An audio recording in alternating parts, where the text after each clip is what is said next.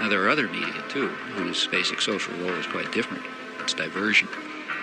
There's the real mass media, the kinds that are aimed at, the guys who Joe Sixpack, that kind. The purpose of those media is just to dull people's brains. This is an oversimplification, but for the 80% or whatever they are, the main thing for them is to divert them, to get them to watch National Football League and to worry about, mother with child with 6 heads or whatever you pick up in the, in the thing that you pick up on the supermarket stands and so on. Or, look at astrology or get involved in, fundamentalist stuff or something. Or just get them away, get them away from things that matter. And for that, it's important to reduce their capacity to think. The sports section is handled in another special department. The sports reporter must be a specialist in his knowledge of sports. He gets his story right at the sporting event and often sends it into his paper play-by-play. Take, say, sports.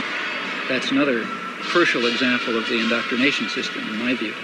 For one thing, because it offers people something to pay attention to that's of no importance. That keeps them from worrying about, keeps them from worrying about things that matter to their lives that they might have some idea about doing something about.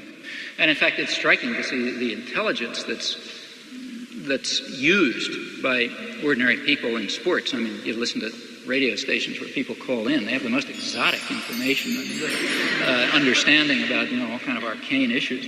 And the press undoubtedly does a lot with this. I remember in high school already, I was pretty old, I suddenly asked myself at one point, why do I care if my high school team wins the football game? I mean, I don't know anybody on the team, they have nothing to do with me. I mean, why am I cheering for my team? It doesn't make any sense, But the point is, it does make sense.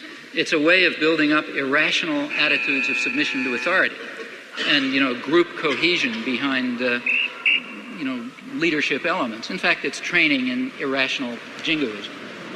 That's also a feature of competitive sports. I think if you look closely at these things, I think they do have functions. And that's why energy is devoted to supporting them and creating a basis for them, and advertisers are willing to pay for them and so on.